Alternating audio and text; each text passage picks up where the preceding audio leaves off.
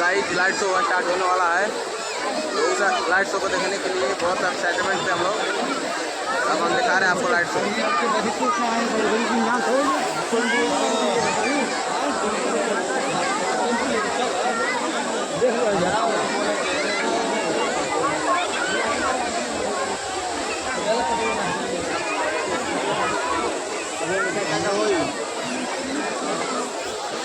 इस पार्किंग बहुत भीड़ है, बहुत। इतना भीड़ आपको दिखाएं, देखिए इतना भीड़ आप सब देखे नहीं होंगे, देखे होंगे पर इतना कम जगह में इतना लोग नहीं देखे होंगे। ये गाइस अभी ऐसा लग रहा है दिन पानी का फुहारा यहाँ तक आ रहा है गाइस, क्योंकि हम आगे हैं आपको दिखाने के लिए, आपको एक्साइटमेंट करने के लिए। तो अब स्टार्ट हो रहा है, सीटी बजा जा रहा है, सब सेटअप हो गया है, तो अब दिखाया जा रहा है, अब स्टार्ट हो रहा है। तो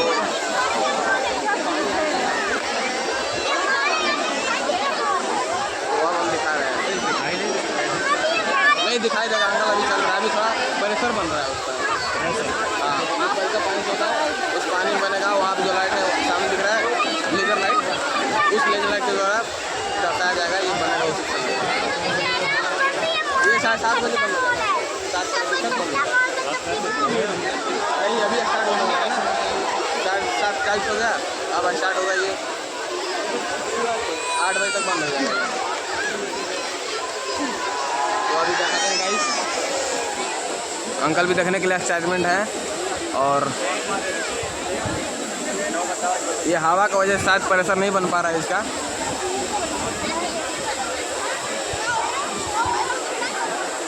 हवा थोड़ा कम होगा तो बनेगा। जो ये ऊपर से ये राउंडिंग दिख रहा है आपको, ये सेम बनना चाहिए चारों तरफ से, तब जाकर सही दिखेगा, वरना इस साइड का इस साइड का इस साइड का ये साइड का कट जाएगा। तो दिखा रहे हैं।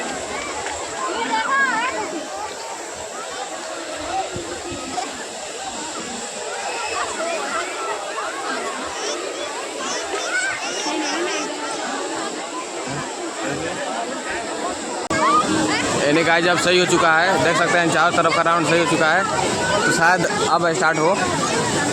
तो इसको देखने के लिए बहुत भीड़ लगी है गाइस, देख सकते हैं आप सब। तो दिखाते हैं आपको इस व्लॉग में। गाइस पानी आ रहा है मेरे इधर से, तो लाइक कमेंट करते रहना। तो दिखाते हैं आपको।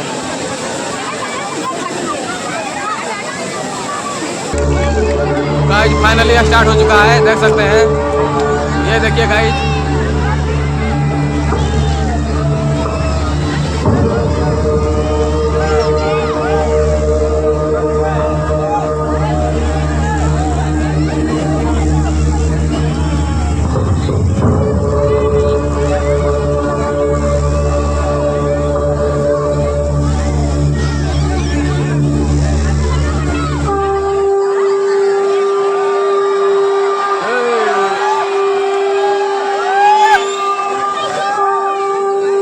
ये जो प्रेशर ये सब पिक्चर बनाया जा रहा है, वो पानी की वजह से बनाया जा रहा है, ये सब पानी से है। मैं भारत हूँ, यहाँ पधारे समस्त आगंतुकों का हार्दिक स्वागत है। भारत में आदिकाल की विलुप्त हो रही ऋषि परंपरा का पुनरुत्थान की गाथा वेद वंश से प्रारंभ करने की चेष्टा की गई है।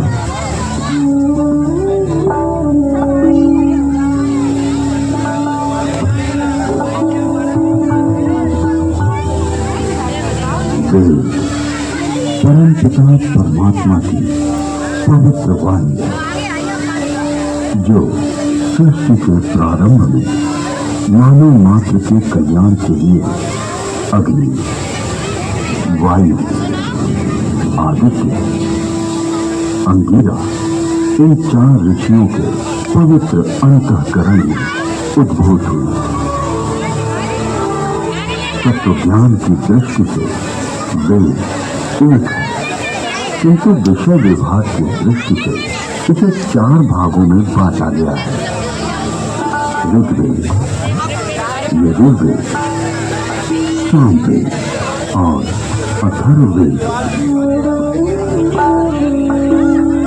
ऋग्वेद में ज्ञान का विषय, यजुर्वेद में कर्म का विषय, सामवेद में उपासना का विषय और अथर्ववेद में विज्ञान का विषय है।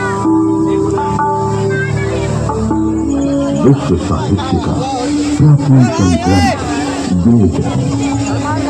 मानव जाति के प्राचीनतम ग्रंथ होने के कारण उस समय की सभ्यता, संस्कृति, आचार विचार और कर्तव्य आदि को जानने का स्रोत वेद है।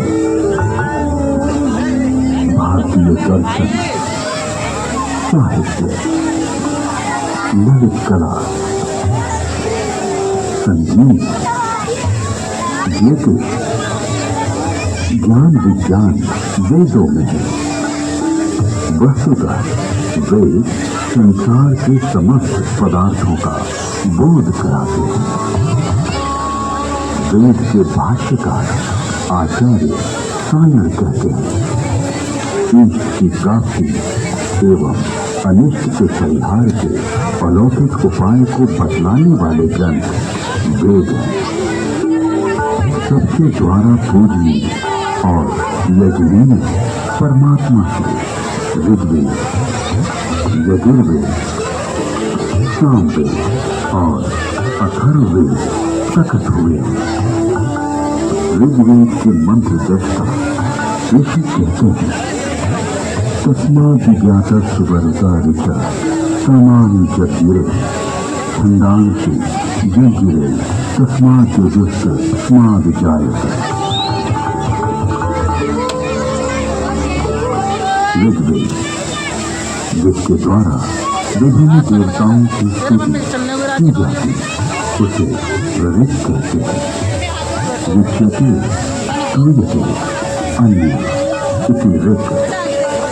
इस प्रकार की ऋचाओं के संग्रह का नाम ऋग्वेद है। ऋग्वेद विश्व साहित्य का प्राचीनतम ग्रंथ है। ऋग्वेद में 10 मंडलों में 1028 सूक्त में 10,600 मंत्र हैं।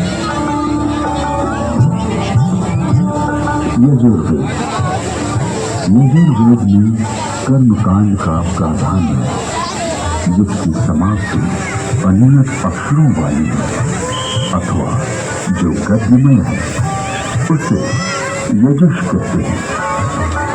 अनियताक्षरावसानो यजुर्वेद के 2 भाग हैं, शुक्ल यजुर्वेद एवं कृष्ण यजुर्वेद। शुक्ल यजुर्वेद में 40 अध्यायों में 1975 मंत्र हैं। कृष्ण यजुर्वेद गद्यात्मक है।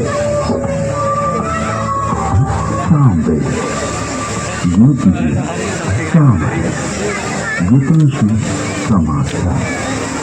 संगीत का मूल उद्गम सामवेद है। सामवेद के 2 भाग हैं, पूर्वार्ध एवं उत्तरार्ध। सामवेद में 1875 मंत्र हैं। अथर्ववेद, अभिचार मंत्रों का ज्ञान अथर्ववेद में है। इसमें आयुर्वेद का विस्तृत विवेचन हुआ है। इसकी 14 शाखा में 20 कांडों में 730 सूक्तों में 6000 मंत्र हैं।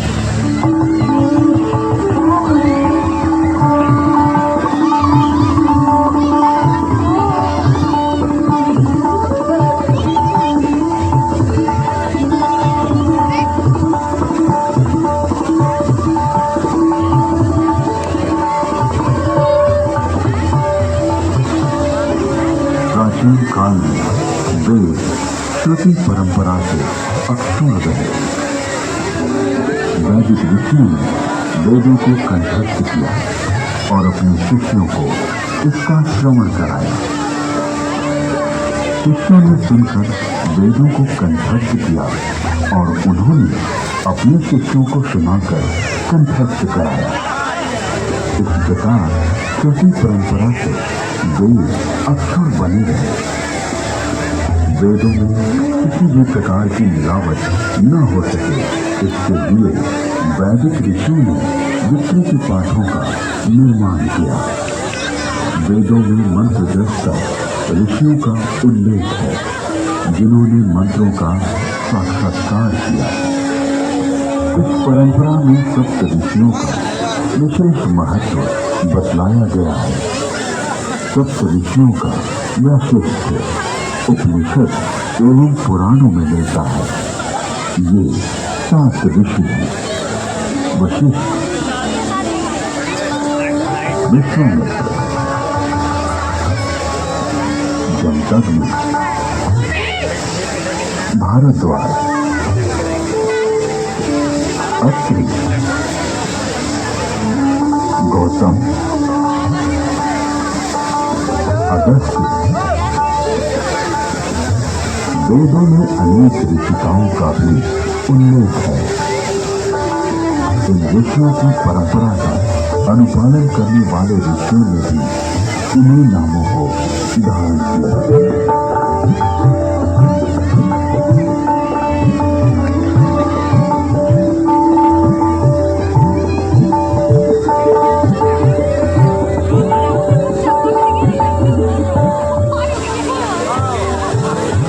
आज विश्व में जिन आविष्कारों का श्रेय पाश्चात्य जगत द्वारा लिया गया है, उसे हमारे प्राचीन ऋषियों द्वारा तथ्य सहित हजारों वर्ष पूर्व प्रमाण सहित वेदों में उल्लिखित किया गया है।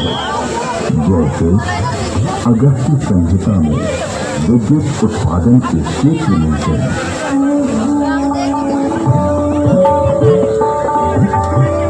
एक मिट्टी का पात्र लें, उसमें ताम्र पट्टिका कॉपर शीट डालें तथा शुद्ध ग्रीवा कॉपर सल्फेट डालें। फिर बीच में गीले काष्ठ 500 वेट सॉल्डर लगाएं। ऊपर पारा, मर्क्यूरी तथा 10 लौह रिंग डालें। फिर तारों को मिलाएंगे तो उससे मित्र वरुण शक्ति इलेक्ट्रिसिटी का उदय होगा। अगस्त्य संहिता में विद्युत का उपयोग इलेक्ट्रोप्लेटिंग के लिए करने का भी विवरण मिलता है।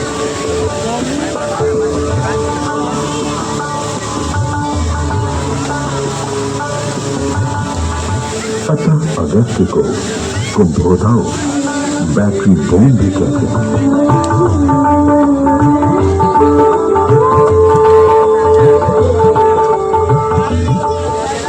कुंभों उपरोक्त प्रकार से बनी तथा श्रृंखला में जोड़े गए 100 सेलों की शक्ति का पानी पर प्रयोग करेंगे तो पानी अपने रूप को बदलकर प्राणवायु, ऑक्सीजन तथा उदान वायु, हाइड्रोजन में परिवर्तित हो जाएगा।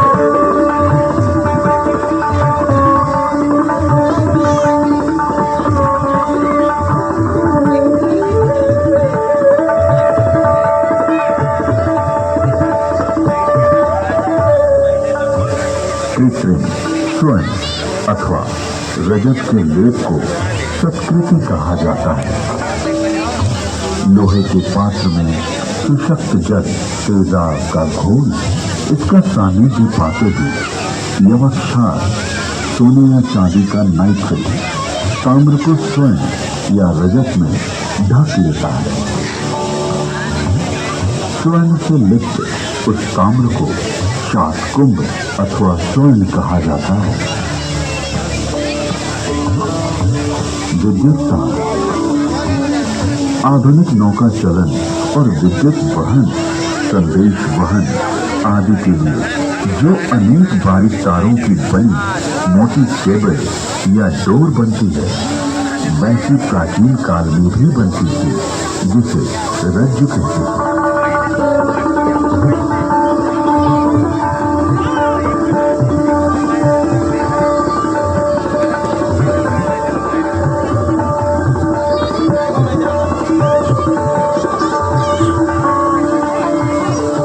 तारों का सूत्र बनता है।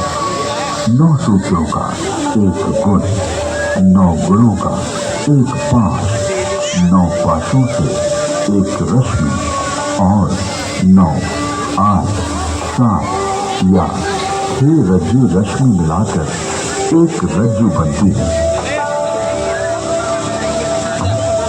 आकाश में उड़ने वाले गर्म गुब्बारे। इसके अलावा अगस्त्य मुनि ने गुब्बारों को आकाश में उड़ाने और विमान को संचालित करने की तकनीक का भी उल्लेख किया।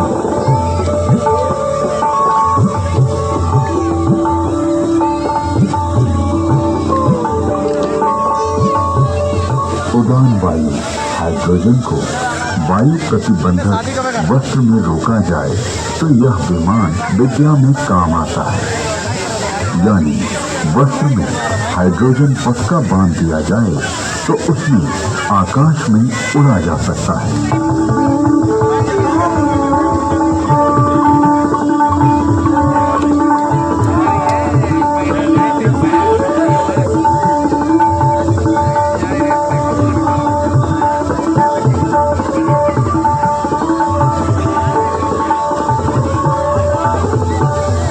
विमान वायु पर उसी तरह चलता है जैसे जल में नाव चलती है। तत्पश्चात उन काव्य पंक्तियों में गुब्बारों और आकाश छत्र के लिए रेशमी वस्त्र सुयोगी कहा गया है, क्योंकि वह बड़ा लचीला होता है। वायु पूर्ण वस्त्र प्राचीन काल में ऐसा वस्त्र बनता था जिसमें वायु भरी जा सकती थी। इस वस्त्र को बनाने की निम्न विधि अगस्त्य संहिता में।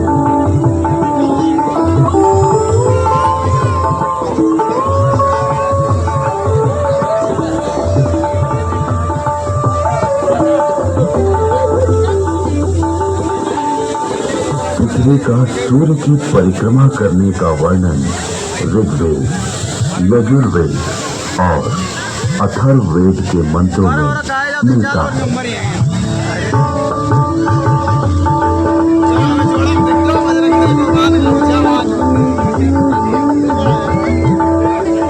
यह पृथ्वी घूमती है, अपनी माता अंतरिक्ष के सामने रहते हुए सूर्य रूपी पिता की परिक्रमा करती है।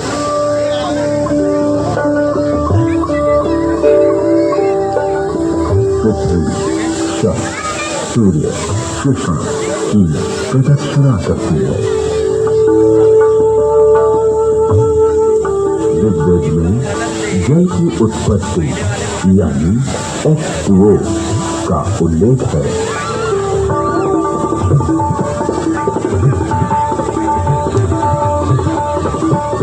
जल की प्राप्ति के लिए मैं पवित्र ऊर्जा एनर्जी वाले मित्र ऑक्सीजन और दोषों को नष्ट करने वाले वरुण हाइड्रोजन को ग्रहण करता हूँ। यजुर्वेद में सूर्य में उच्च जल तत्व यानी हीलियम का संकेत किया गया है।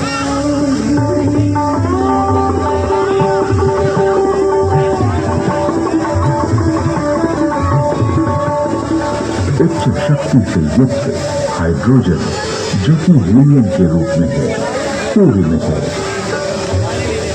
सूर्य के चारों ओर गैसों के समूह का उल्लेख ऋग्वेद में है।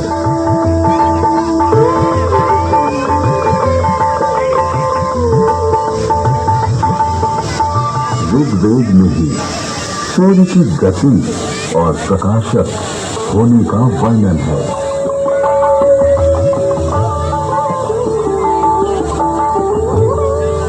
हे सूर्य, तो ऐसे वेग से जो कि मनुष्य के ज्ञान से बाहर है, सबको दिखाई देता हुआ सदा चलता रहता है।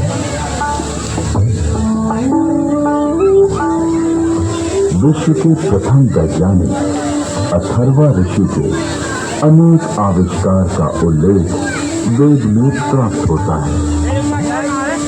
एक वृक्ष आदि से अग्नि, ऊर्जा, अथर्वा ऋषि ने मंथन, घर्षण, फ्रिक्शन से ऊर्जा उत्पन्न की।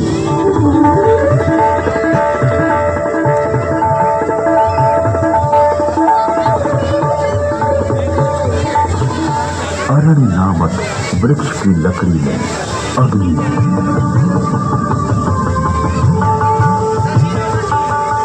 दो पत्थरों की रगड़ से ही अब खत्म हो चुका है, तो अब हम लोग जा रहे हैं। अभी सारे लाइट ऑफ हो चुके हैं,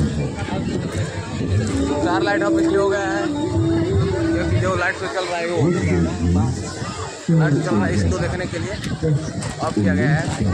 तो अब हम लोग जा रहे हैं। तो वीडियो अच्छा लगा तो लाइक कमेंट फॉलो करके रखो। वो लोग बहुत प्यारा बनाया हुआ आज, तो आज खाकर देखो और कमेंट करो। वो दोनों कहाँ गए? अभी नाइट में फोटो शूटिंग हो रहा है गाइस, अभी देखो गाइस। इस पार्क में जो मेन मकसद था वो आपको दिखा दिया मैंने गाइस। अब कुछ दिख नहीं रहा है इसलिए अब बंद करते हैं। मिलते हैं अगले ब्लॉग में, बाय।